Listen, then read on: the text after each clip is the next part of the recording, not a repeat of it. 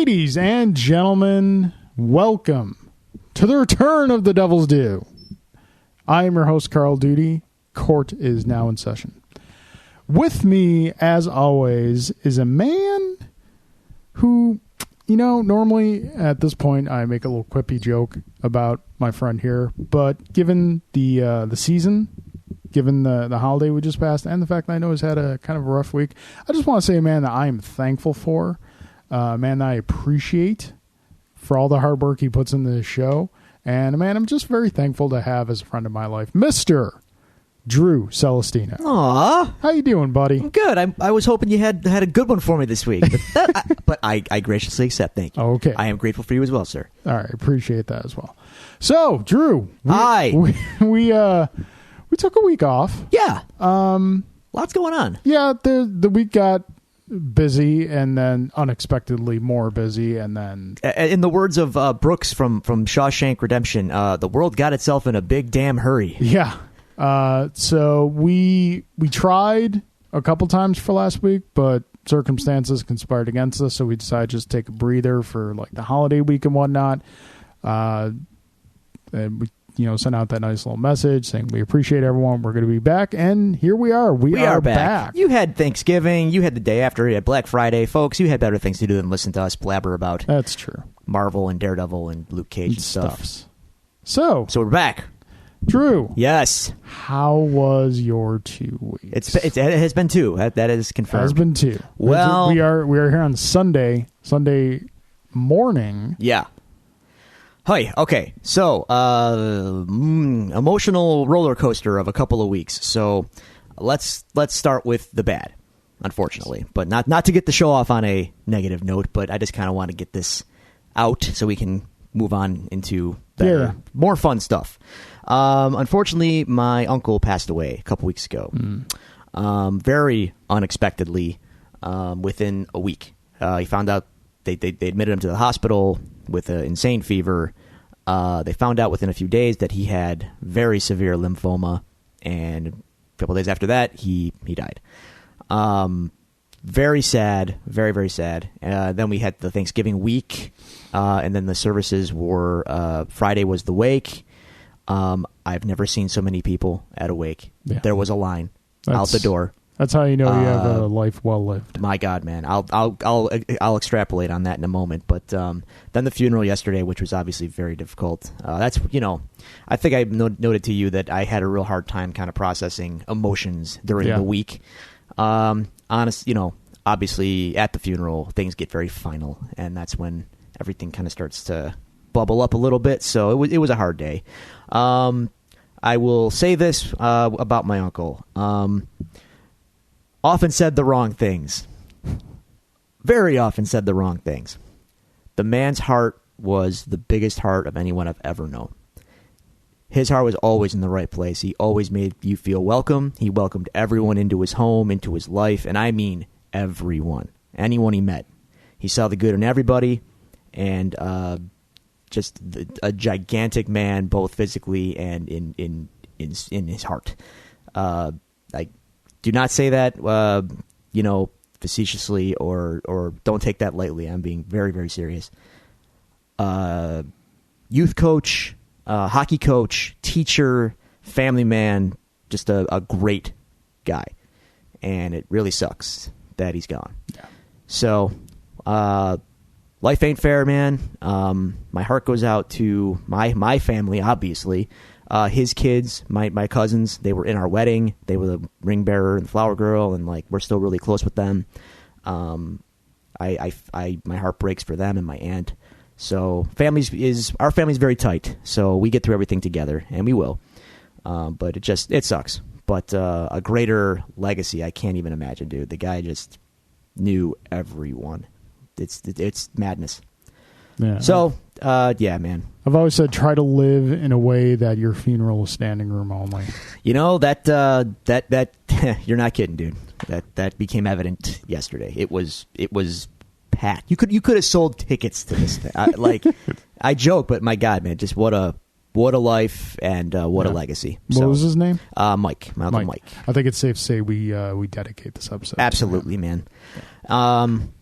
So that's that's been kind of weighing on Yeah. everything over the last couple weeks. But let's spin into some positives because there are several.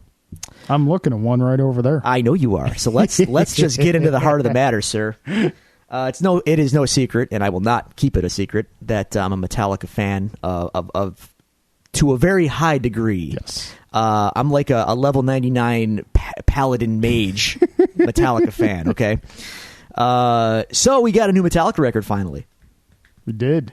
Those of you who follow us on Facebook might have. I think we shared the link. I'm not Yeah, I did. positive. I shared the I link. wrote an exhaustive review of the record, both in full. I gave it my full thoughts, and then I went track by track, and then I did a nice little summary. If you haven't read that, I encourage you to check it out. I've gotten some good compliments on it, and I thank everyone who has had kind things to say about it. I enjoy writing. I was waiting until I like fully digested the album. Sure. Before I went and read the review. I'm about 5 or 6 listens. Yeah. It just gets better. It's pretty cool to me, anyway. You might differ, but that's all right. I could not be happier, man. It's great to see that they are still at the top of their game for the most part. I could nitpick, but that's because I'm a fan and I know intricacies that are ridiculous. And they're vibrant. They're in the Rock and Roll Hall of Fame. They've done everything. They've played all 7 continents on the Earth. They've played Antarctica. Okay, like Nice. they have nothing left to prove to anyone, and yet here they are doing it still because that's what they know. It's what they love, and they're doing it.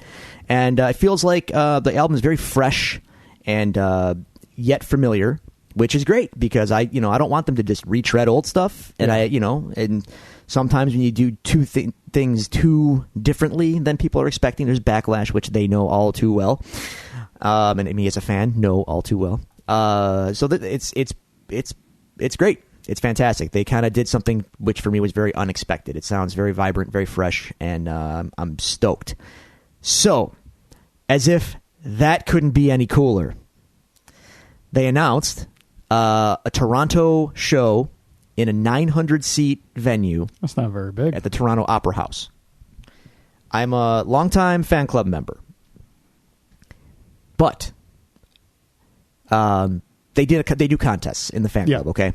So what I mean by that is you usually have early grabs at tickets or meet and greets, things like that. But it's a lottery system, so you enter and you hope. That's all you can do. And since they've opened the fan club up for free to everybody as of a couple years ago, the odds are a little slimmer. Yeah. It used to be a pay membership, and I am a long-standing paying member, which I no longer pay because it's free now. Yeah. But they still give credence to those longtime members. So I went to bed the night the contest closed, and I did not receive a notification saying that I won tickets. And I was like, oh, well, the odds were long. So such is. Well, the next morning came about, and my inbox got a message. I got tickets to the show. Yay. I am going to see Metallica Tuesday night in a 900-seat venue. Oh, my God. How many tickets did you get? I have 2. Me and a plus one. When are we going? When are we going? I am going with Jason Oberg in the Long Cold Dark, my Metallica BFF for the last 20 years now. How many times has Jason seen Metallica? More than me. He might be close to 20. You know how many times I've seen Metallica? No. Oh, that's a goose egg. Ooh. That last time around, he didn't make it. Oh, it was a good show. Sorry to hear that. This will be no, it's fine. You get to Jason's. This will be 14 or 15 for me, so I'm pretty stoked about it. Good, Jason. That's I'm fine. planning on it. So, like, I would understand if I lost out to your wife. Yeah, she wasn't too happy about this decision either. Well, there are some times where some things happen, and the wives are not going to be happy. This is sort of a look. This is a me and Jason thing. Not to pull rank, but I was Jason's first. Yeah. I can see that. Yeah, because it's like there are some times like they can't. I think it was 2 or 3 years ago. It was the 25th anniversary of Street Fighter. Mm-hmm. They came out with like a big collector's box. Wow, all stuff in it I already had. Yeah, but it was a box. So it was like velvet wrapped, like crushed velvet wrapped and etching and whatnot in a box. So it was like $125, and I was like, oh, this is clearly happening. Yep. And Julie was like, but you already have all that stuff. I'm like, not in the box. But she's got a new head. Stacy's new head. Yeah. So yeah, no, I get you. So yeah, that should be awesome. It's gonna be. Oh, I'm so stoked. I'm so excited. Oh boy, I completely overlooked another awesome event that happened that I was privy to, and also Toronto related. We'll circle back to Metallica, yeah, because we have to. I'm sorry that I missed Friendsgiving because I was at NXT Takeover Toronto. Yeah, and it was a great show, great wrestling, dude. NXT puts on the best wrestling shows that there are. I'm not even kidding, dude. It's the perfect mix of high production value and the pure wrestling focus that NXT has that WWE does not. Was Shinsuke there? Shinsuke was there. Okay. He competed. He lost his title to Samoa Joe. So the rivalry continues. They are now 1-1 against each other. So, little sad. But, in fairness, Joe is awesome. And Shinsuke will rise again. And if he doesn't rise again, it's okay, because that means he's probably on his way up to the main roster at some point. And that will be amazing, because I'm very curious to see how a national American audience responds to such a man on national TV. Is that your hope for him, that he makes it to the main roster? Yes and no. You've said numerous times you're not as satisfied with the main WWE product as you are with the NXT product. Here's the thing. I want him to be successful.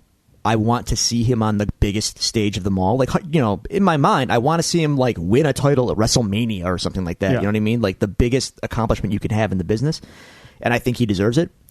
But week to week, yeah, the main product is unfocused, and kind of they basically reduce everyone down to a one-note caricature. And him being Japanese, I worry that Vince McMahon will really reduce him to something terrible. So NXT is run by Triple H, who gets pure wrestling fans. He knows what they want, and they want dynamic characters that put in good work. Yeah, Vince doesn't seem to care about the work as much. At least it seems that way. But anyway, it was great though. With the bros, we took the bro van up. 7 of us. We had a great time. So I'm sorry I missed Friendsgiving, but Shinsuke beckoned. I had to hear his call. I had to be there. Right. He needed the encouragement afterwards from all of us. Right. So that, I think, covers everything that's been going on with me. How's your weeks?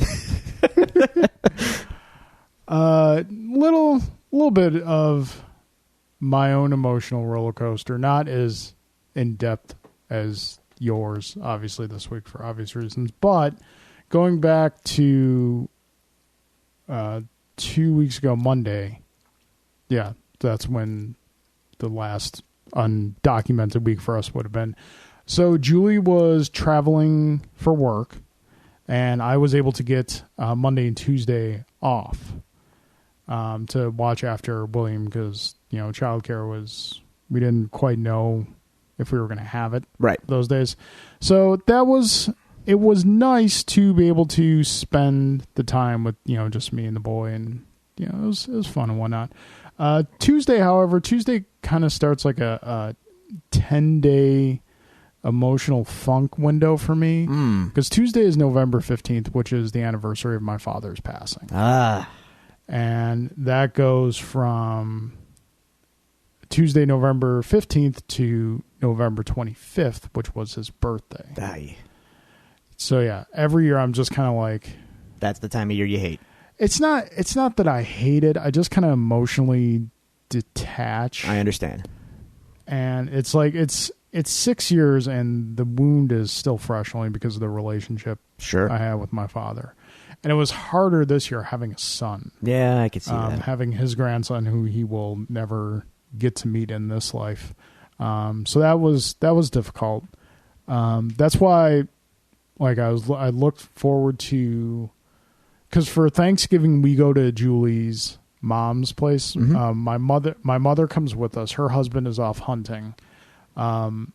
So it's all like kind of her family and me and my mother, and it's kind of their Thanksgiving. We're very, very grateful to be there and enjoy the time spent with family and not, but it's their Thanksgiving. My family's Thanksgiving is more or less, for all purposes, gone. That doesn't happen. So that's what Friendsgiving has become to me. Yeah. My mother comes over, she helps me cook the bird and whatnot and do all the preparations, cooking the stuffing in the bird, which is the proper way to do it. Yeah. And then we make, a little side pan of dressing. So yeah, we had Friendsgiving that Saturday. That was good. We had like a kind of a low number this year, which turned out to be okay because sometimes a lot of people having kids. Sure. So there were three new babies there, counting William. But it was a good time. And then been on mandatory overtime at work for like last week and this coming week, which just sucks. Thanksgiving weekend was good. Thanksgiving, night, good time, much food coma. Black Friday, did not go shopping. I never go shopping on Black Friday. Nor I. Even though my mother's like, hey, come on, let's go out midnight shopping. Get out of like, here. No. It's not worth fighting someone over, $30 savings or something. The only thing that's worth trying for on Black Friday is televisions. Because the markdowns are kind of ridiculous. But at the same time, Black Friday is just a big clearance sale. Yeah, it's all essentially. Last year's models, which isn't. No, it's fine. Thing. It's just, But, I'm not braving that storm. I've been giving comics to my niece, Emma, and I've been giving her the current run of Doctor Strange. Oh, okay. And it's pretty good. I gave her the past couple issues at Thanksgiving. She's like, I haven't seen the movie yet. And I'm like, we're gonna remedy that. There you right go. Now. Did you go? We went Friday morning. Excellent. And she loved it. Great. Not only did she love it, I'm going to confess to the fire for my own personal fire for superhero films. Dwindling a little bit? Little bit. The fatigue is setting in? Slightly. But I feel you. Emma managed to reignite that completely because not only did I get to see how much she enjoyed Doctor Strange, but also how excited she was for Wonder Woman. Oh, wow. And just to see that, like, I know you're not a DC film fan, but I think even you can appreciate the sight of a girl absolutely getting excited over a Wonder Woman film, getting that response that there's finally something for me out there. That's why I hope they do it right. Yeah. And that's why I'm concerned that they won't. I don't want to see little girls' spirits broken like we have been broken. Well, listen, the genders are equal. Their absolutely. Spirits can be broken just as easily. Oh, okay. Oh, yeah. Let's all suffer together. They can learn to live with it, just like we did. Fair enough, man. So yeah, I got to sprinkle in a couple game nights here and there. Cool. So, but yeah, that was pretty much my weeks. There we are. Both of us kind of on an emotional roller coaster, but we are back. Oh yeah, ready to get back at it. So let's get in that Luke Cage. Remind everyone how to get back at it, Carl. If you want to get back at it with us, ladies and gentlemen, if you want to contact us, let us know how your week's was. Any questions, comments, what have you, you can do so with the following sources. You can reach us on Twitter at Devils Do Pod. You can find us on Facebook at facebook.com/Devils Do Pod. You can email us at thedevilsdopod@gmail.com. And also, you can find us at our website, thedevilsdopodcast.com. That being said, let us get to the cross-examination portion of the show. Now, before we get into our questions, we have some listener comments. Okay. Now, our last episode, I'm not sure if it was the last episode or the episode before, you had discussed you were going to Rochester to see the orchestra for Legend of that Zelda. happened too. I don't think I got a chance to talk about that. No, I don't think you did. And now you never will. Oh. So, No, just give us a quick. Yeah, just give us a. It was great. Yeah. As a Zelda fan, it was super fun. As a music fan, it's very interesting to see a different kind of music presented because I usually go to concerts where it's big and raucous and whatnot. Classical is very different. So there's different decorum and there's different rules of engagement. So like the conductor tells the chairs when to stand and recognize the applause that they're getting. It's very weird, but it was fun.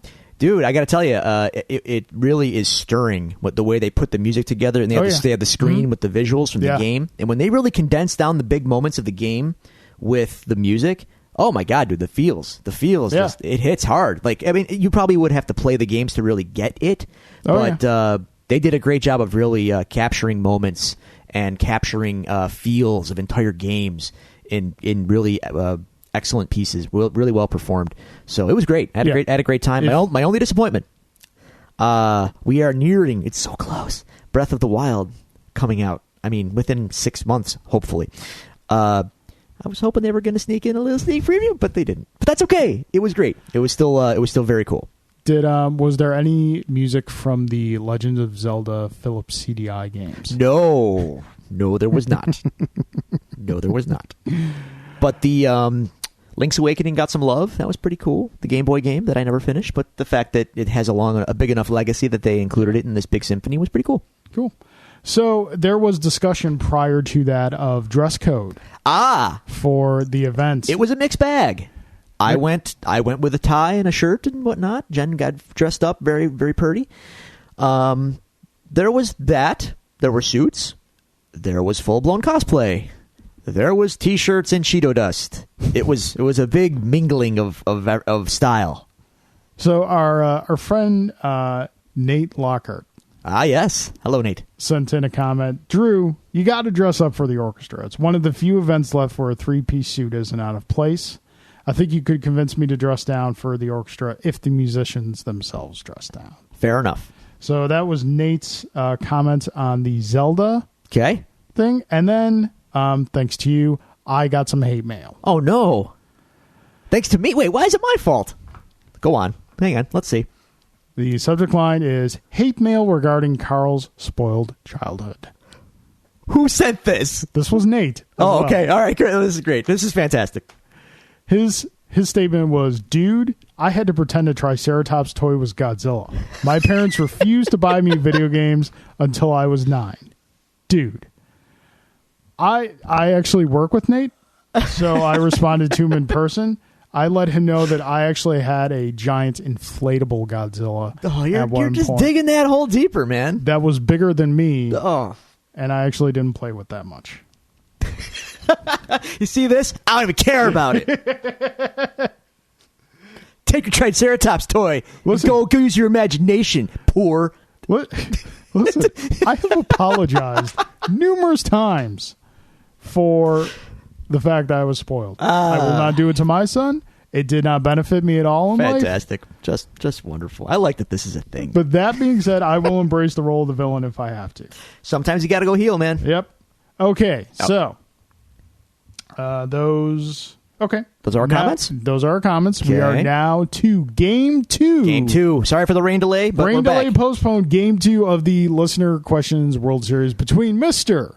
J. Gelsomino and Mr. Alan Waiters. I had to hear some grievances from Mr. Gelsomino, by the way. Yeah, Jay got a little ticked. But, he was not happy about the Rochambeau situation. Well, there are no ties in baseball, so there can't be ties in this. And there's no crying either, Jay. So that's right. That's right. There's no crying in baseball.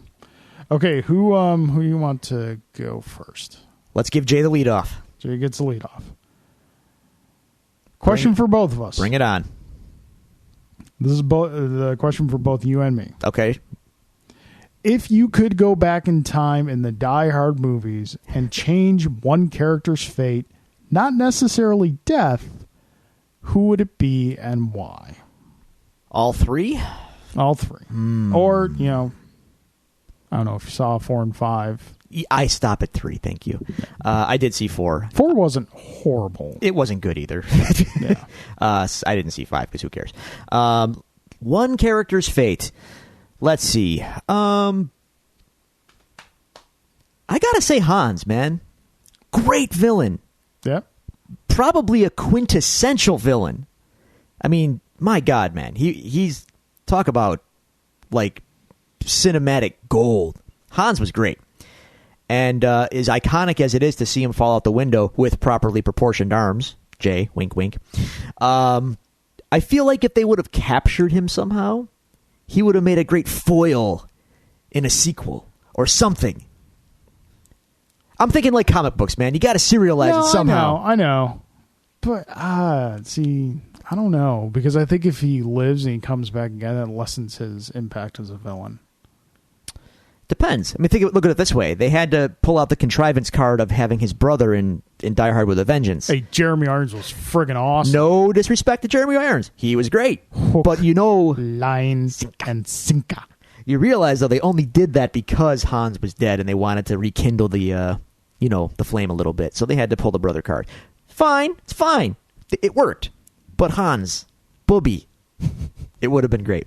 That's my real answer. If you're asking for something funny, like a background character that really didn't matter, Mr. Takagi kind of got a raw deal, didn't he? Yeah. Yeah. Yeah. Poor guy. Family man. You actually alluded to where I was going to go. I was going to, save Ellis. No, screw Ellis. No, what man, a jerk. You save Ellis and he keeps showing up. And it's like, it gets to be like... He's like Snarf? No, not Snarf, but kind of like Worf in the Next Generation films after he was clearly not on the Next Generation show anymore, and he just like shows up and they stop explaining why he's showing up on the Enterprise. So you just have Ellis just kind of like show Ellis, what are you doing in New York City? Hey, I feel like Ellis got what he deserved, but, fair enough. All right. So, question for you. Yes. If you were erroneously sent to jail on false charges and sent to Oz, oh boy, the name of the street for the Oswald State Penitentiary, who would you try to buddy up with? Vern Schillinger? You said it right. Holy crap. Good job. Well, I can read. Well, it's a point of contention on the show. Christopher Keller? Simon Adebisi? Or Ryan O'Reilly? I got to say O'Reilly. Because he's, throughout the whole show, somehow he avoided any real major repercussions or guy's a scrappy survivor. Yeah. Good guy to be allies with, I think. He always seemed to come out clean in stuff. I'm trying to remember. I don't remember how his story ended in the show, to be honest with you. It's been a while. But yeah, he was scrappy. Adebisi, I think, died. Schillinger, I think, died. Not to mention the sodomy and whatnot. Keller too. O'Reilly didn't get into all that. He played all the angles. I'd be friends with him. He knew how to get by without the sodomy. Okay. Now my question. Okay, Carl. Yes. If you could be a cast member on one old Nickelodeon TV show, this is pertinent, by the way. I'll remind you after this question. Okay. Which would it be? Keep in mind, you are in the world as you are, not acting on the show. That. Would you rather be on, as you are, Hey Dude, Doug, Real Monsters, or Salute Your Shorts? Now I have the Hey Dude song in my head. Hey Dude.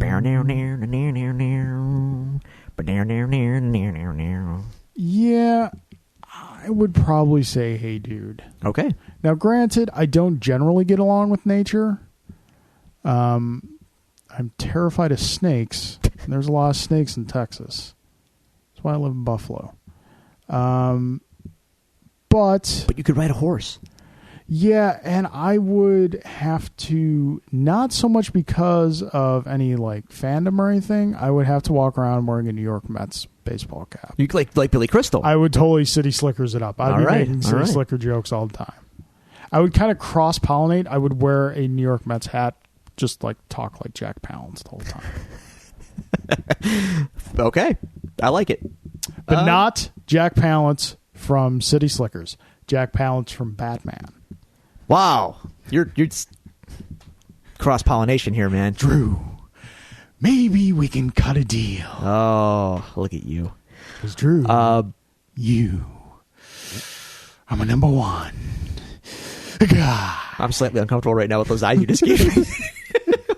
Even though that wasn't Jack Palance, that was Jack Nicholson, but still, it's great. Wow. Okay. So, Good call.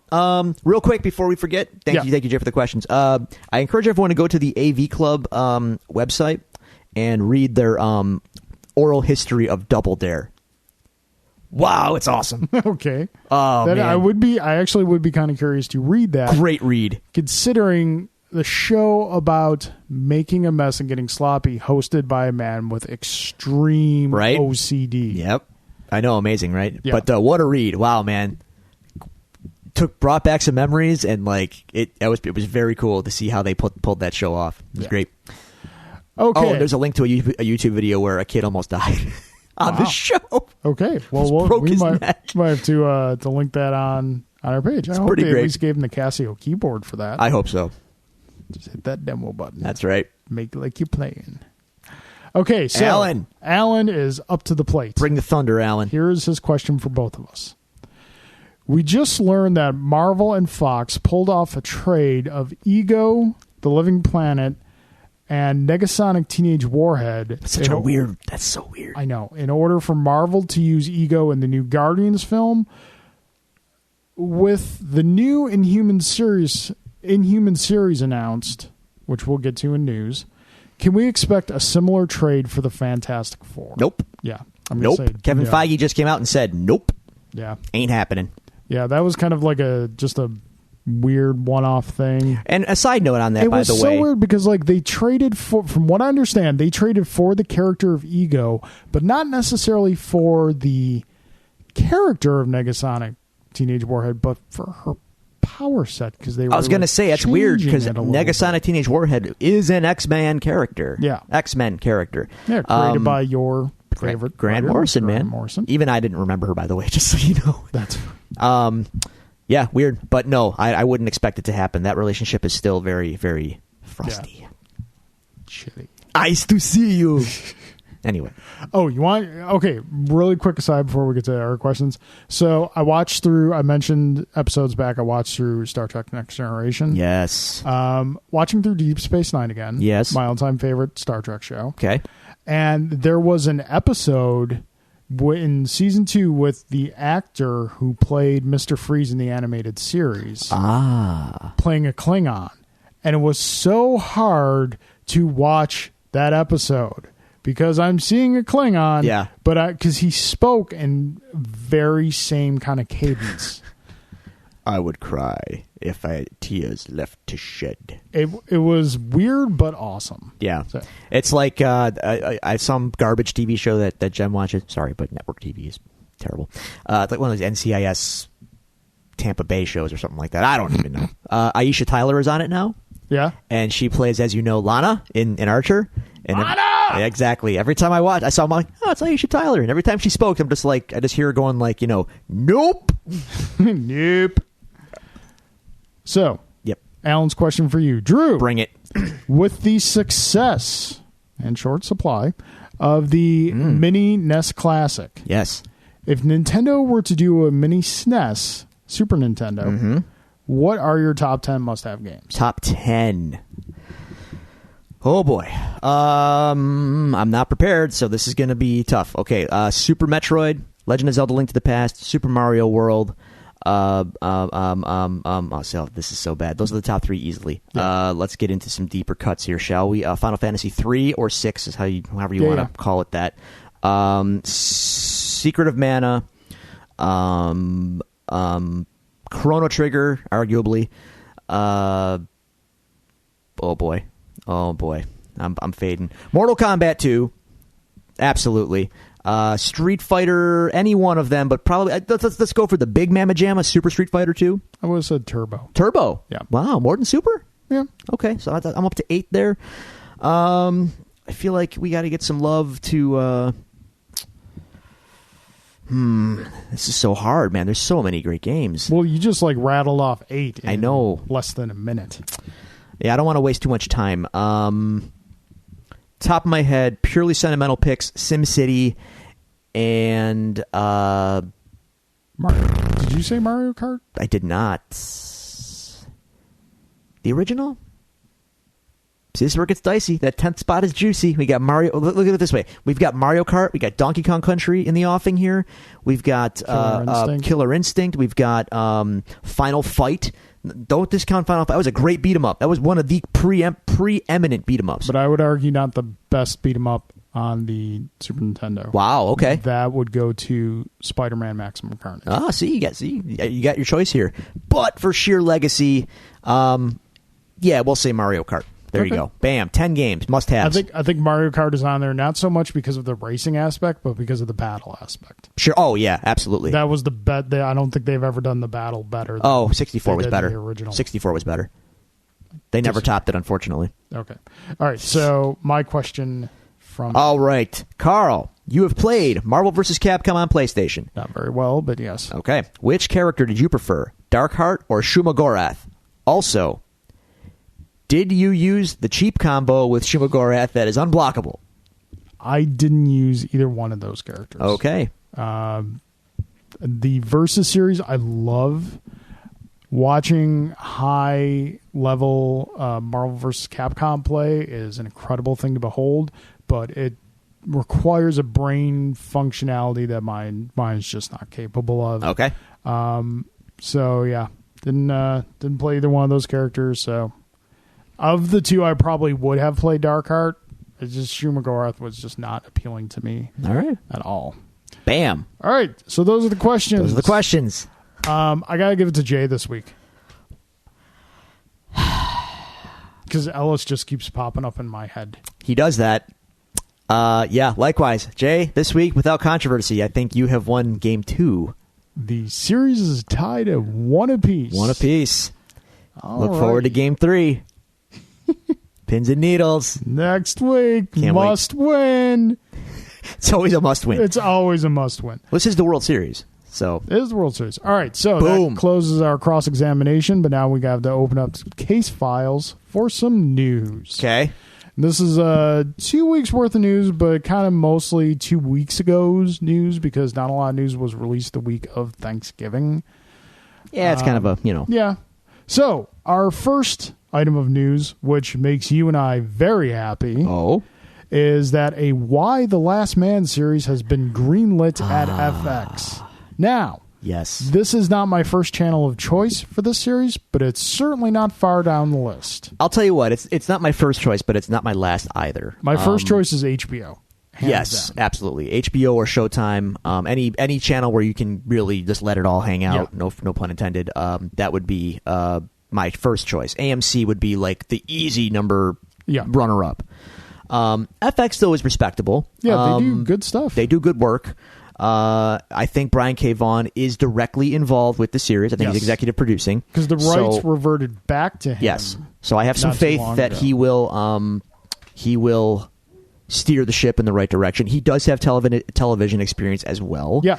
So I think he will treat this well, and I hope it works out, man. I hope they do it justice.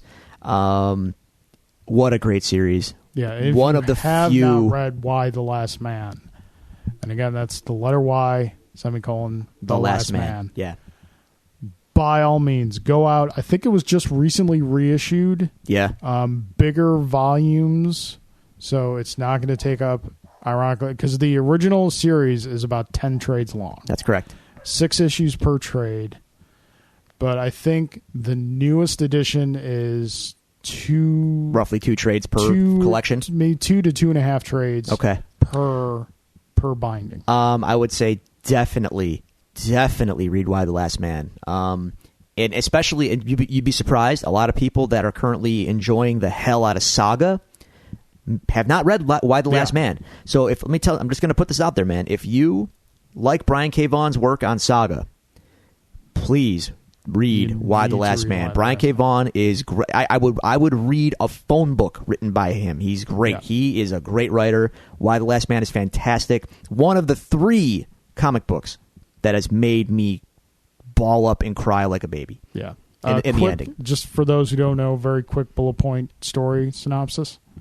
Y the Last Man is about Yorick, the last man on Earth, literally. A strange virus infects the population of Earth, and all men die. All mammals. Yeah, that's correct. Yeah, all mammals with the Y chromosome died exactly the same time. Except for Yorick and his pet monkey, Ampersand.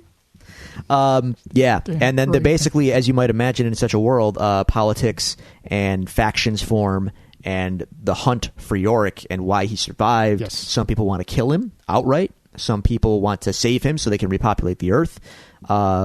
Great characters, great adventures, really well written, and again, the ending will just never mind.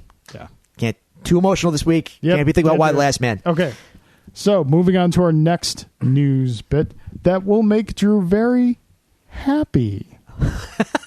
I see what you did there. Go on. Chris Maloney of, I'm not sure which cop show he was. He was on Law and Order Special Victims Unit, but he was also Chris Keller on Oz. Yes, and he also had a throwaway character in Man of Steel, and who cares? Yep, and he was also in, what was it, Wet Hot American Summer. Sure. Yeah. He was also on that vampire show on HBO that I didn't watch, but I know he was on it. He's good. We like him. He's been around. He has been cast. Oh, he was also in Sin City 2. Oh, okay. Yep.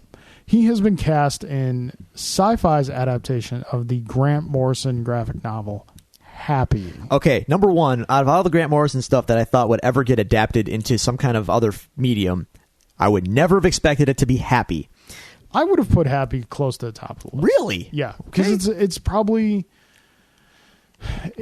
despite its bizarre nature, it's still probably the easiest Morrison. Yeah. Original Morrison, not like any of his work and already created No, stuff. you're right. It's probably the easiest original Morrison creation to adapt. Yes. It's not quite as heady as some of his other stuff. Yeah. So fair enough.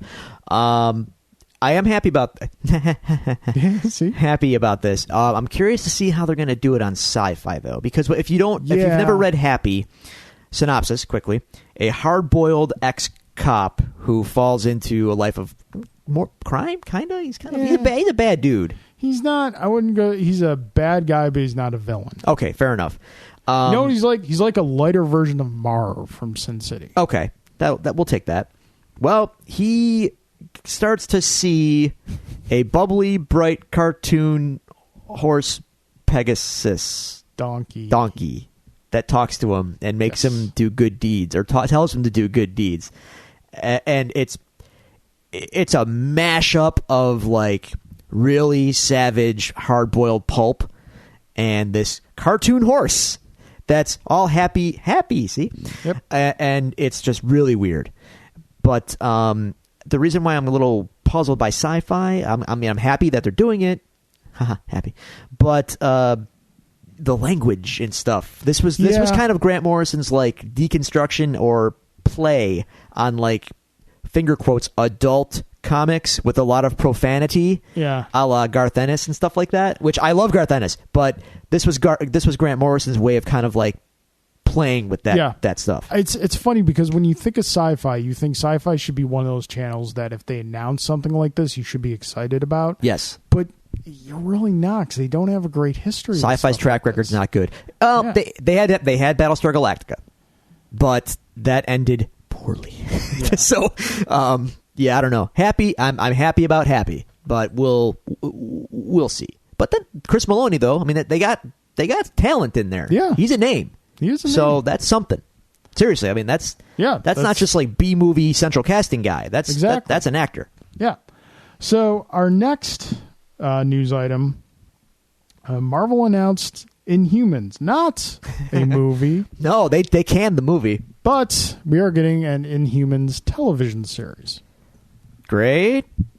Yeah. Yay. I'm sure their 36 fans are thrilled. Yeah, I like what they're doing I like what they did on Agents of S.H.I.E.L.D. It's clear why they're giving the Inhumans such a big push, because they need that outcast class They have that. It's called the in X-Men. the Marvel universe, but they don't have it in the Marvel Cinematic Universe. Doesn't make sense in the Marvel Cinematic Universe. I know, I get it, but yeah, they're just like It okay, barely we makes can't- sense in the Marvel comic book universe. Yeah, Why are these guys shunned, but these guys aren't? Yeah, their logic is we can't use X-Men, so we're going to use Inhumans, and you'll like they it. haven't introduced any of the main Inhuman characters, which I'm assuming they're going to do. Like, we'll see Black Bolt, Medusa, Lockjaw, and whatnot on this show. I guess. And I guess technically we're getting an Inhumans movie because the first two No. episodes are going to No. debut in IMAX, edited together. That's so. a TV show on a big screen. So yeah, Exactly. I'll watch it. I'm not like super psyched about it. No, don't. And it's not because I think it'll be bad. It's just because I don't like Inhumans. Don't really do anything for me. Doesn't matter to me in the slightest. Even in the comics, it seems like Marvel's pumping the brakes a little bit on the Inhumans. Yeah.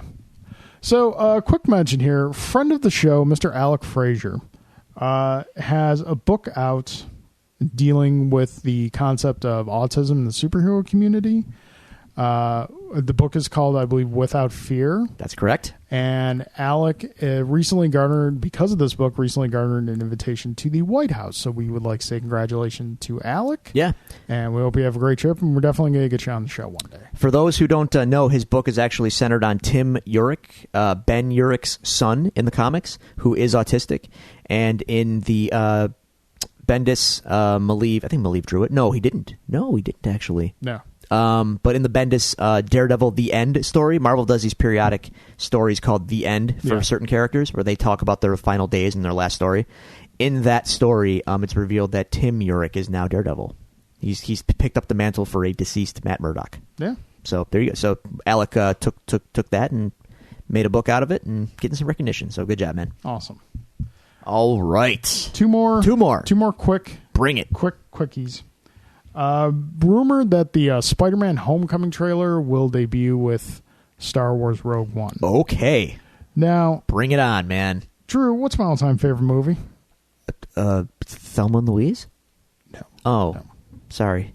Don't tell her it's me? No. Oh. You're close with Don't Tell. Oh. It's clearly Don't Tell Mom the Babysitter's Dead. Oh. Didn't know that. No. Now I know. Yeah. And knowing's half the battle. Dishes are done, man. Park it yourself, Metallica breath. Yes. So, no, my all-time favorite movie is the original Star Wars.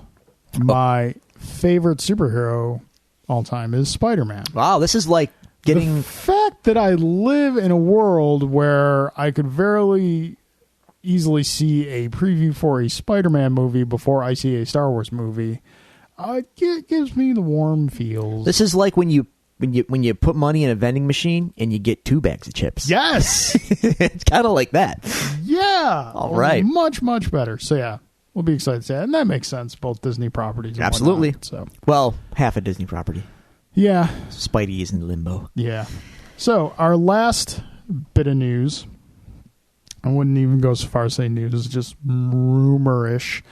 This week, images have surfaced. Ominous images of a number 4. Oh. And then on the bottom, showing a 2017 PS4 Oh, I haven't seen... I thought you were alluding to something else. Go on. Capcom Oh. Marvel. Oh.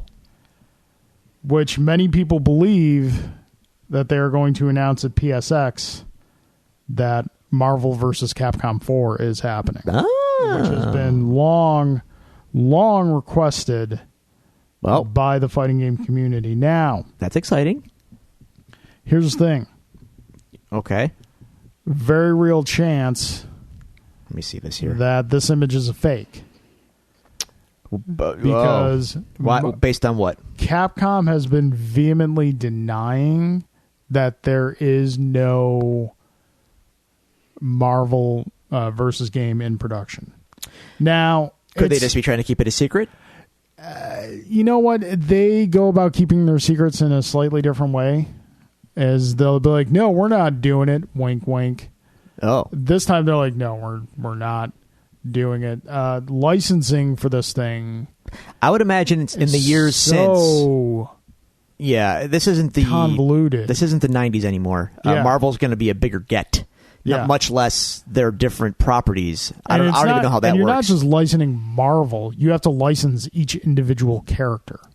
Like, they don't even print new versions of the Marvel games. Probably because You the can't deals buy are them. insane. You can't buy them in the stores unless it's used, and Yeah. you can't buy them in the digital stores. Yeah. Because the licensing expired for previous contracts. So, what are my thoughts on the percentage of this being true? I think it's probably about there's about 25-30% chance it could be true. Okay. If the licensing deals are that crazy, I don't Yeah. know, man. Doesn't sound possible. But Yeah. I mean, granted, remember, Disney shuttered their video game division. it's true. They closed it out, and Yeah. they just said we're outsourcing all our stuff to other people to do. So there's that. So it's possible that they could go back and say, "Hey, let's do another one of these."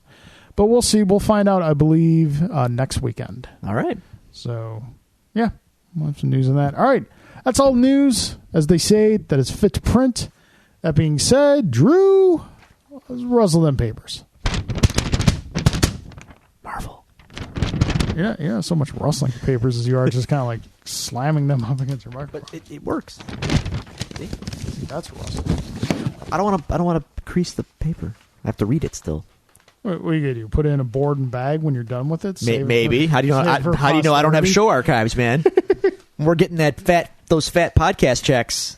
That's Casper.com money. We could eBay this stuff. All right, let's break down episode of Luke Cage. We are at episode 5. Mm-hmm. Just to get a rep. Now, couple things about this episode really quick. What's up? We get a little Daredevil callback in this episode. Yes. So our titular character is back, kind of briefly. I think, folks, we're within, I think, either next week or the week after, we're going to get some more Daredevil into the show. Some sweet It Hell's Kitchen action. just didn't work out this week. We're going to do some retroactive reviews of some old Daredevil comics. Yes. some quintessential stories. Good stuff. We're going to start out with Man Without Fear, which is mostly the inspiration for season 1 of Daredevil. More or less, yeah. So that'll be fun to go over. And it's Frank Miller before he lost his mind. Yes. But yeah, so we get Frank Miller makes 2016. amazingly yes. Because we just lost, Mrs. Brady, Fidel Castro, and dude from Firefly, Yeah. all in the span of 48 hours. Somehow 2016 is not going down without a fight. 2016 has really been rough. 2016 is the Rough. year that reality just lost its mind. Yeah, I'm ready to turn Yeah. the page on the calendar So here. much alcohol is going to be drank on New Year's Eve. I'm already People drinking. are I'm just gonna drinking wanna now. get done. What? Anyway, All right. So we get a little Daredevil back, and then no, I'm not sure if the previous episode did or not, but we got no cold open here. It's just bam, credits. Yeah. This actually might be my favorite episode of the season. Really? Might be. Yeah, I would. You know what? Now that I think about it, I would agree. A lot of things converge here in this Yeah. episode in a good way. Almost not for nothing, but in a way that almost sets the season up for disappointment. I can see that only because the season runs into some pacing issues. It does, and I think up until this point it's been very well paced. Yeah.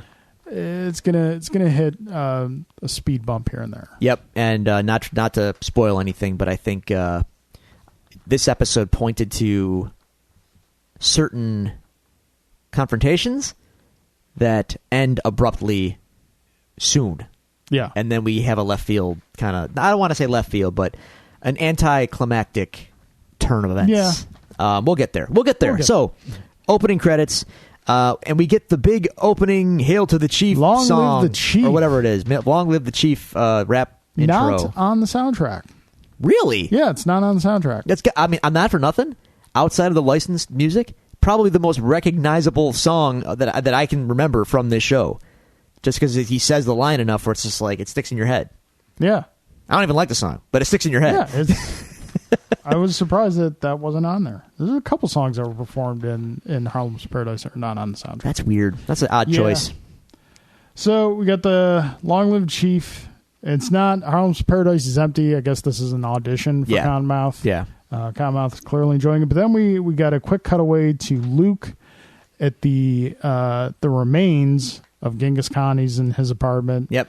And Luke is not about hiding his powers anymore. Nope, he's out in the open. He's just straight up lifting up massive chunks of rubble that would not be able to lift up by a normal person.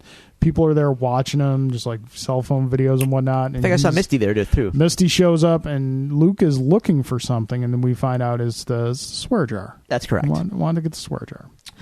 Also intercut into this montage Yes. is Claire. Claire Comes north Yay, to Harlem. Claire! Hey, I'm always happy to see Claire. And we've seen that Claire has grown a bit A little bit. in that someone tries to mug her. She ain't taking that. She's not having that at all. No. She beats that poor boy down. She got some ninja training from a certain attorney at law. Yeah, Possibly. Guess so. Now, So, yeah, then we're at Harlem's Paradise. Cottonmouth's called a meeting. he's called a meeting with his staff. This ain't a social, y'all. No. This State of Union. That's correct. And, well, the state ain't good. No. Bad news, Cottonmouth. You are broke.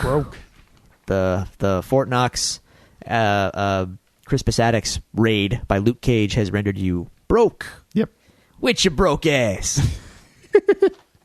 He's got the club. He's got like roughly, a couple Some $100,000 in cash. Yeah. But he lost $7 million. $7 million is a lot of money to lose. Now, I have a slight problem. Not a problem, but a nitpick with this scene. Okay. One of his associates remarks that he has been reading this book. Yeah, Coco. Yeah. He raises his hand. This ain't PS, Coco, 204. You don't raise your hand. Coco's been reading a book. He's trying to better himself. Yes, and I applaud him for that. So he tries to get into talking about the social conditions that have made Harlem the way it is. Yeah. And basically says we should leave Luke Cage be. Yeah, let Luke Cage have what he's doing. We'll just do what we're doing. And that's it. Yeah. Well, that's fine. But I feel like the show, like this is kind of just me nitpicking the show. This is like the show's way of dropping history facts on you to make it seem smart. I don't want to say seem smarter. Most of the time, the show does that really well. Yeah, this is a little ham-fisted. One of the few times where it seems forced. Right. Like I like Luke talking to Pop about authors and in poetry and stuff. And later on in this episode, when Luke confronts Zip. Yes, yeah. But here it's kind of like, dude, this is not the place for this. Like it just seems out of place, and it's okay because Cottonmouth shoots him in the head without hesitation. No, boom, and he laughs about it. Cottonmouth's kind of he's crazy.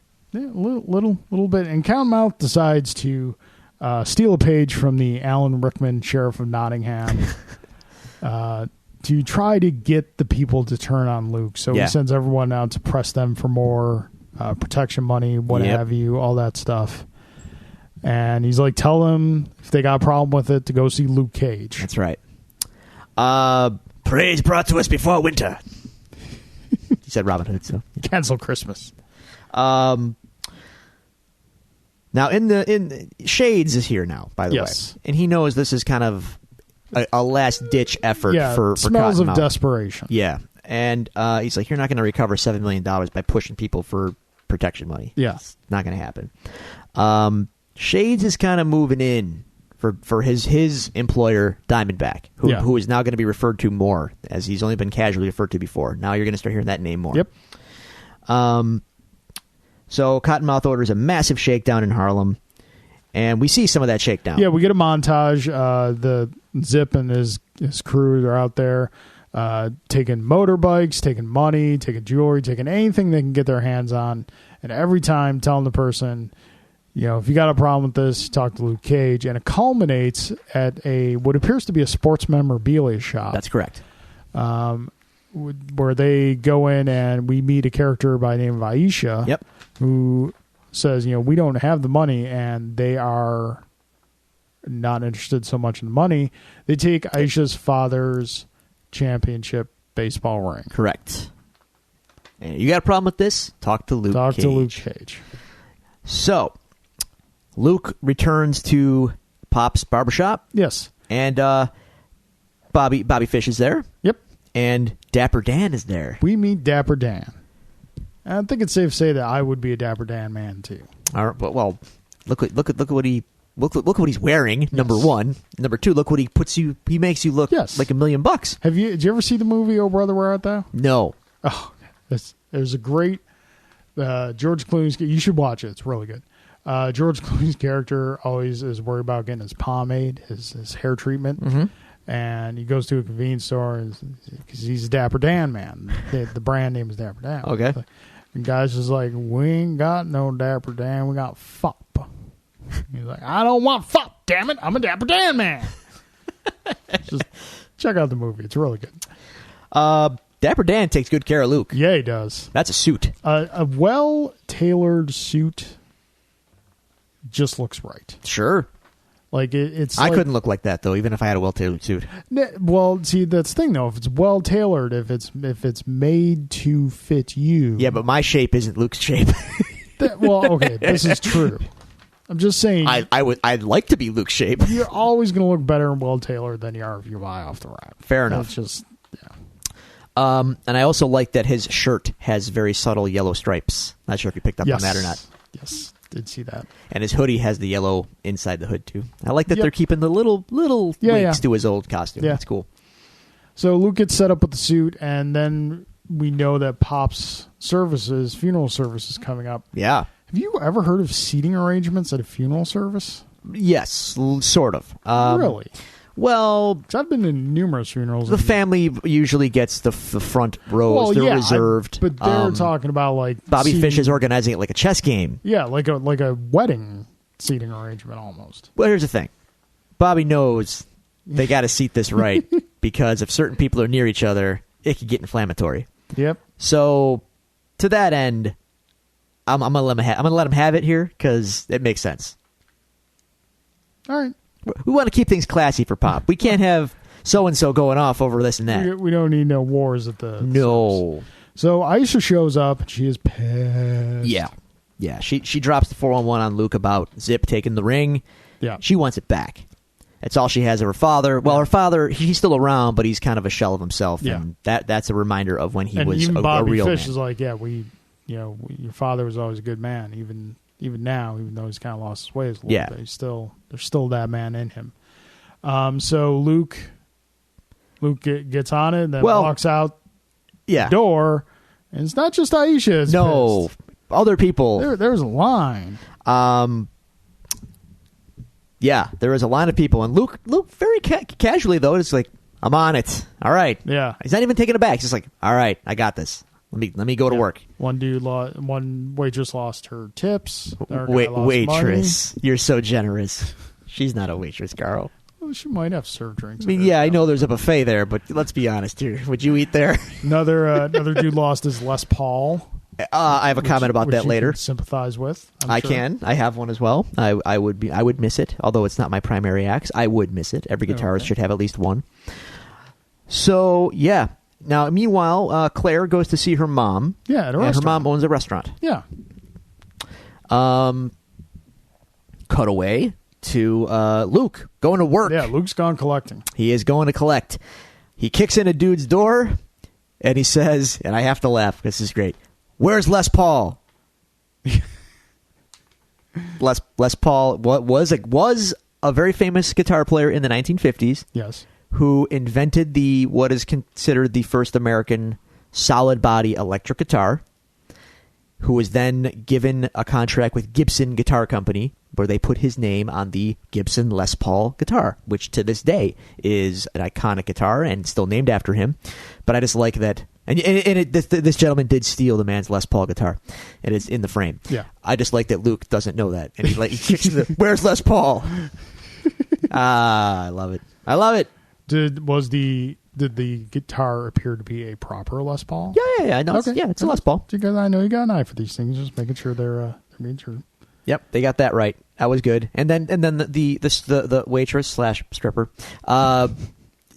she's like, those are the guys that took my tips. Luke goes over and she's like, "Don't you have a gun or something?" I am the gun. I am the gun. Just backhands the one guy. Oh yeah, Knocks him out. with the greatest of ease. Yeah.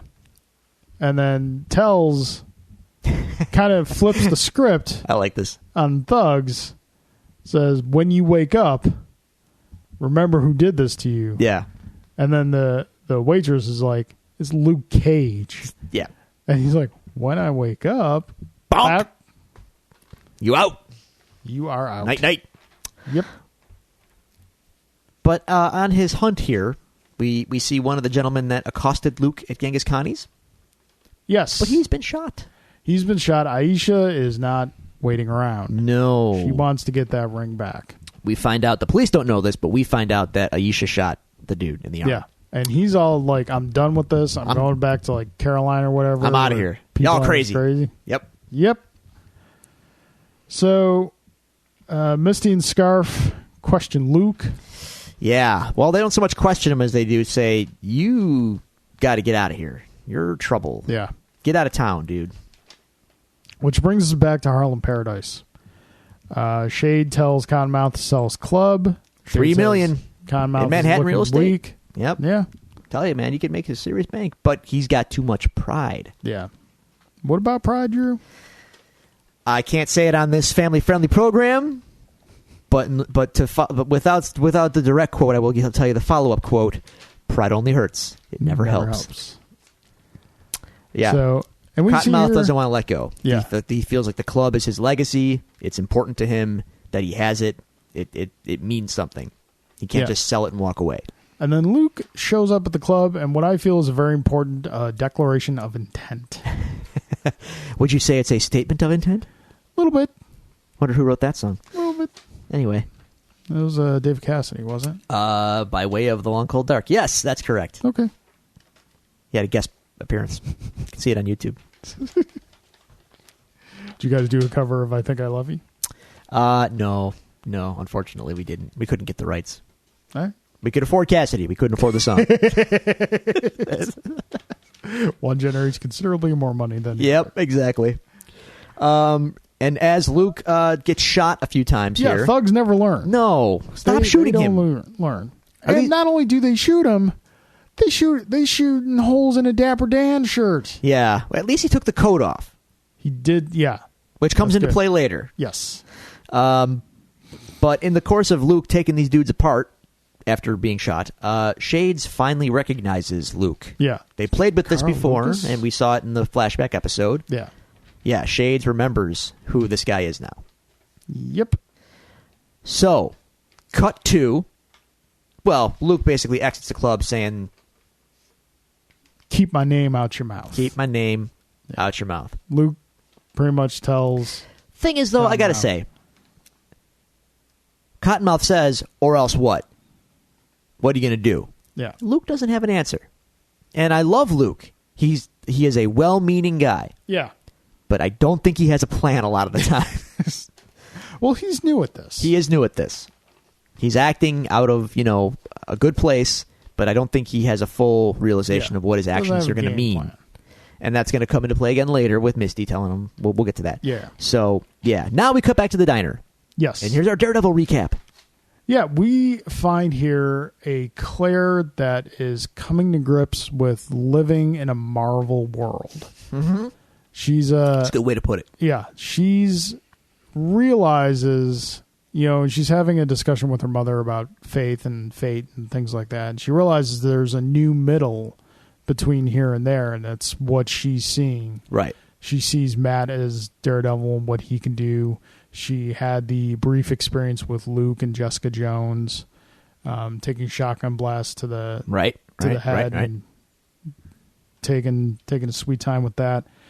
And we see, We get a lot of Avengers mentions here. yeah, like her mother's like, we're living in a world where the sky opens up and aliens pour out, and we're defended by guys with magic hammers, Green and Man.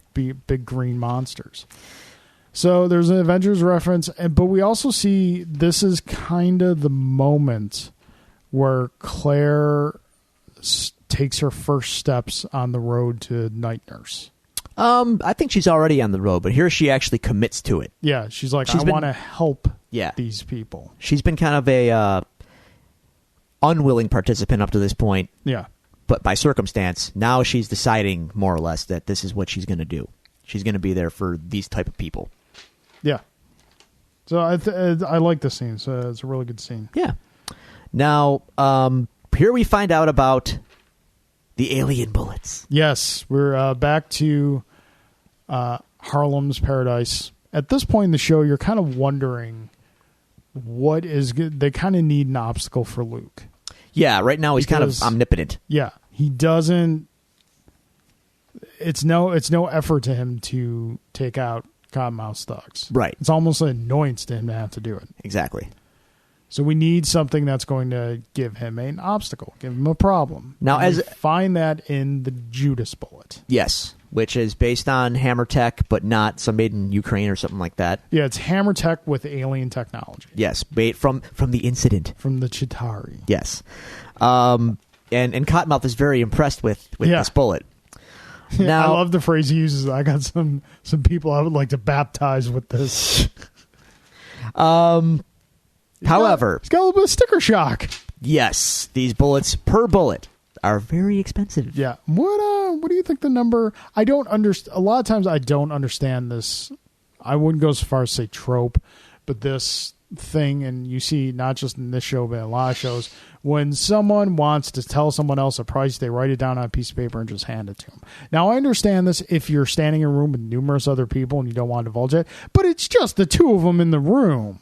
It's for dramatic effect. But I feel you. Because I want to know how much a bullet costs. Well, keep in mind that right now Cottonmouth only has about $250K in cash Yeah. and some real estate holdings. So I'm going to assume it's a lot more than that. Yeah. I'm guessing probably six Six figures, 7. maybe 7 per Yeah. per bullet. per bullet. So, yeah. Now, here's the thing. Cottonmouth does not want Diamondback's help. He wants to be a man and do it himself. Right. Shades is pushing him to go to Correct. Cottonmouth, but go Diamondback. Diamondback, but also saying if you go Diamondback, you will essentially be out at some point. Yeah, you're out of the game. He will Yeah. take Harlem from you if you have to ask him for help.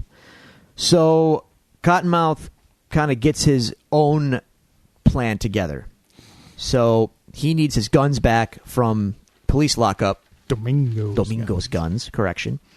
And he will somehow, I forgot how this is all going to work out, but he's Yeah, he's going to use them for a cash advance on the bullets to Yeah. Diamondback, right? Or something like that? Something like that. Okay.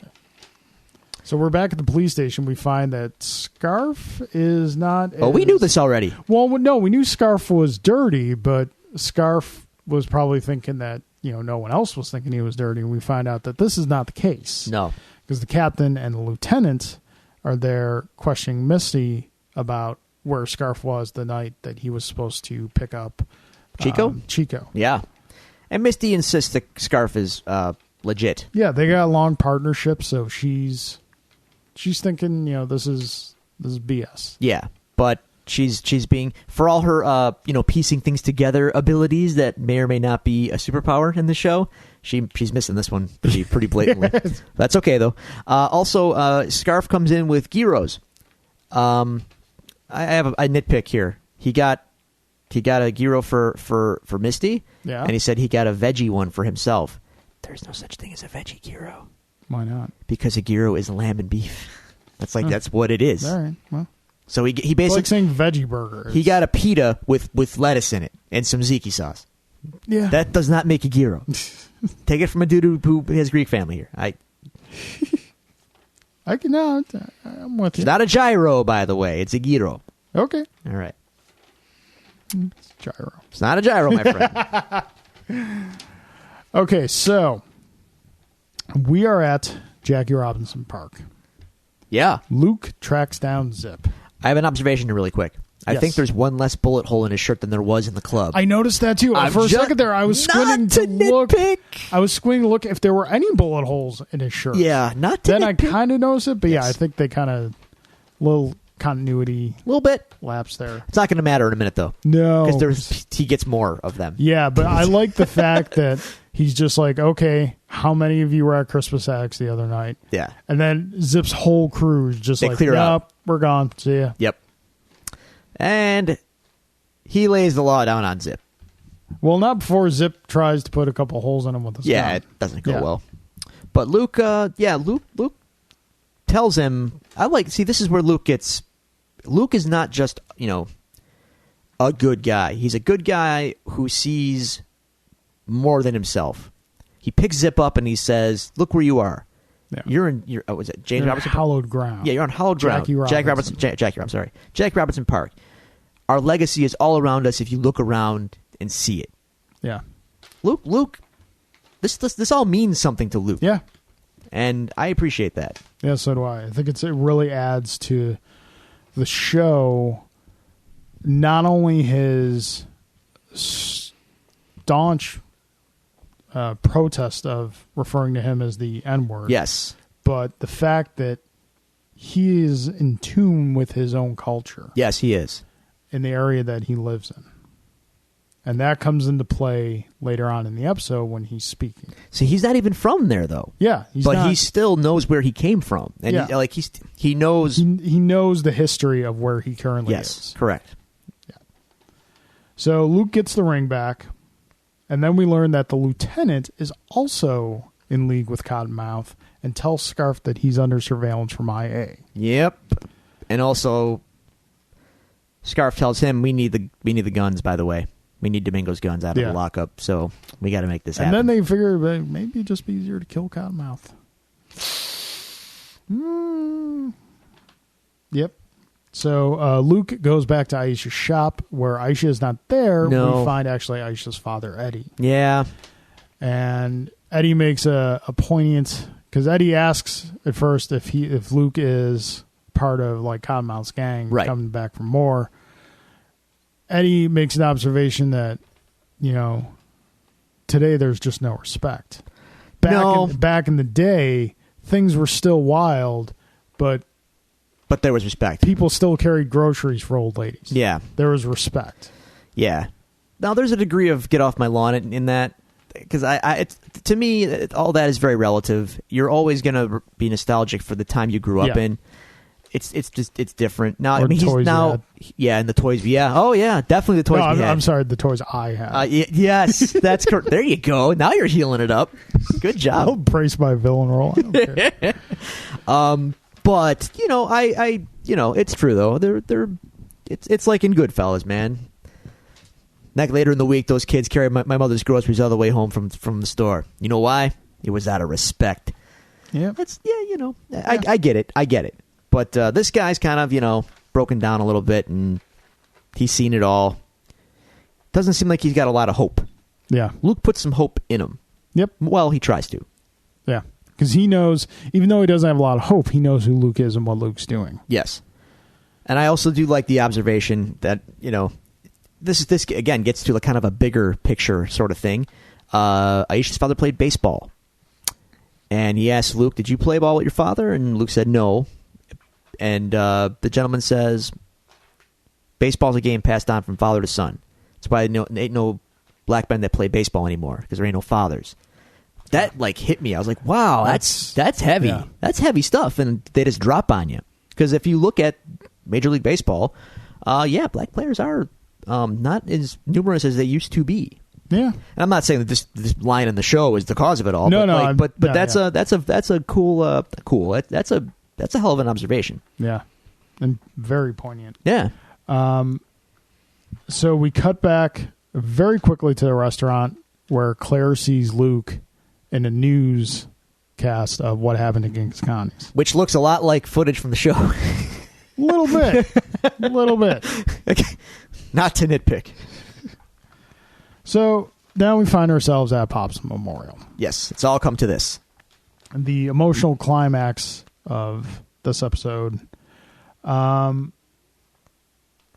lot goes on here. Yeah, there's a lot happening. Aisha's packing. She is.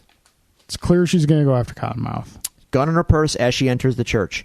intercut with Scarf getting the guns out of lockup. Yes. And he's going to text Cottonmouth. Cottonmouth texts him, asks him if he has the guns. He's about to respond yes, but... Delete. Yeah.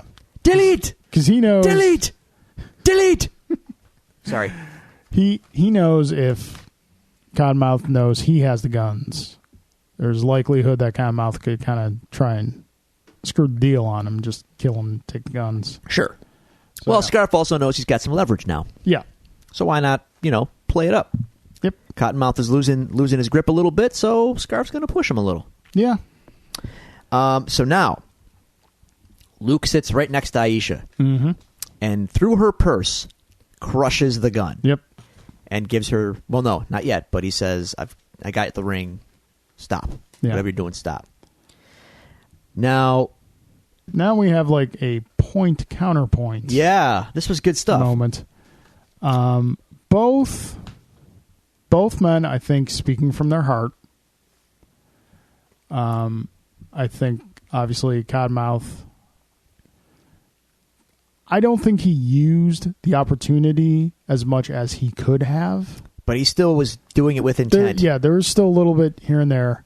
Have you ever had to give a eulogy? Yes, actually. Yeah. I've had to give two. One for a dear friend of mine and another one for my father. Both times I started the eulogy saying the same thing, as I will regret this day for the rest of my life. Not because of I don't have these people anymore, but because there is no way I'm going to be able to sum up the breadth of my relationship to this person Right. in like 15, 20 minutes. Right. No, you can't. So, but I think that you have representation here from who Pop started out life as in the form of Cottonmouth and who he ended life as in the form of Luke. That's a good observation. Wow. Yeah. Nice. Good call. Basically, what I got out of this is that Cottonmouth is making this is a power play for Cottonmouth. It's not really a eulogy. It's a he's losing his grip. He's losing the war with Luke right now. Yeah. Him speaking here to rile people up, he's trying to play favor. He's trying to gain their favor in his side in this little battle that he knows he's going to have with Luke Cage. Yeah. So he plays to Harlem and the place, saying that he's from here. And if you really think about this gets kind of political if you want to look at it this way. And he even says we have undocumented interlopers with strange powers, Arcane abilities getting in our business. Boy, this is prescient stuff if you really want to dig into the election. Anyway, and he plays to that side of the people, and they cheer him. Yeah. Then it's Luke's turn, and Luke doesn't play that. Luke doesn't play to the place. No, he plays to the people. People. Right. And he says, I'm not from here. I don't care about Harlem. I care about the people who make Harlem. Yeah. Pop saw the shine. Yes. In everyone. And not for nothing, he also spoke to Pop more than I think Cottonmouth did. Yeah. And people really liked what Luke had to say. Luke got a standing out. Yeah. Like one dude Dropped the stood mic. up for Cottonmouth. Yep. Attaboy, Luke. Yeah. Luke gives Aisha back the ring. He also threw some shade at Cottonmouth, big time. Yeah. Beware of people dressed as friends. Yeah. More or less. Pretty much. And then they meet outside a little bit. He does give Aisha back the ring, and you know. And then Cottonmouth and him meet outside, and I think Luke even tells her, "Keep my name out your mouth." Yeah. And then Cottonmouth has his awesome laugh that he does, and he gets in his such car. a great laugh. Then we have a quick interlude with Misty. This is the end of the episode. Yeah. But yeah, Misty once again tells him, She still believes in the system. I believe in the system, and you are going to get people hurt. Yeah. You're bulletproof, but Harlem is not. That was like the thing that was constantly used in the trailers for the show and whatnot. And it is a very, considering his situation, I think it really gives Luke something to think about. Absolutely. Like, not so much to quit, but kind of get a little more plan-oriented. Exactly. Yeah. Yeah, because like I said, to this point, man, he's well-intentioned, but he doesn't have a plan. And I don't think he fully appreciates the people. Well, he doesn't appreciate how easily people can get caught in the crossfire here. So that's your episode. Yeah, that's the episode. Again, I think it's my favorite episode to date. Yeah, I think it might end up being my favorite episode of the series. Oh, I don't know. Season. There's one coming up that I think is really good. Here's the thing.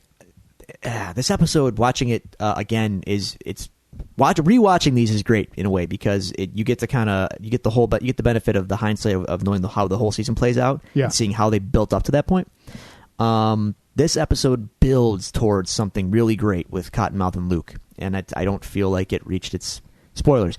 No spoilers. I don't feel like that conflict reached its. I don't think it ended where it should have with them. Yeah.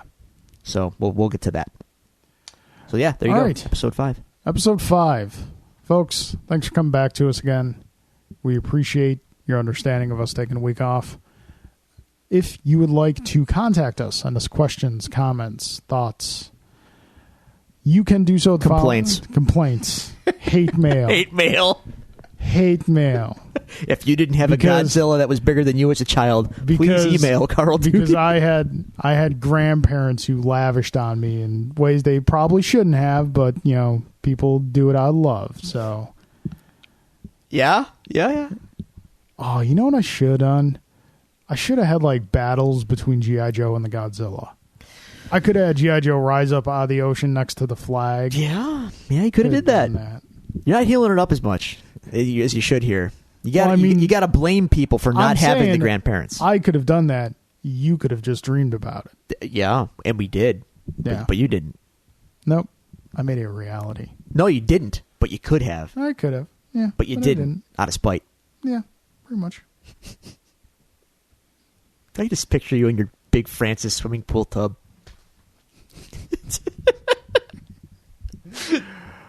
Oh, jeez. Okay, if you want to send hate mail or hate comments to me because I had a lot of toys as a kid, you could do so at Twitter at DevilsDoPod. You can find us on Facebook at facebook.com/DevilsDoPod.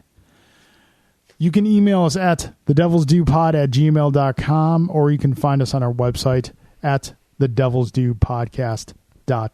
I would just make a quick appeal to people. If you do enjoy the show, please review it on iTunes. Give us a star rating and maybe write something up. It does help us out. Yes, and please tell people about the show. Yes. Please share when we post. This is the biggest thing you can do to help us. Spread the word, to get the word out about the show. When we post a new episode announcement, please retweet that, share that, tell your friends about it who are into the show. And, if they listen to podcasts and whatnot, please spread the word about the show. Yeah, the reviews help, definitely. Yep. And the shares help. So thank you, guys. Yep. Thank you again for joining us. And again, this episode dedicated in loving memory to Uncle Mike. Yes, sir. So you all love the ones that you got close to you. Hold them close. Yeah. Give them a big hug. We're getting in the holiday season. It's easy to lose sight of the purpose behind the season. Get caught up in the commercialism of it. Get Charlie Brown, if you will. But yeah. So yeah, we'll be back next week. Same dare time. Oh, wow. How are we going to bring that home? Channel. Good job. Court's adjourned.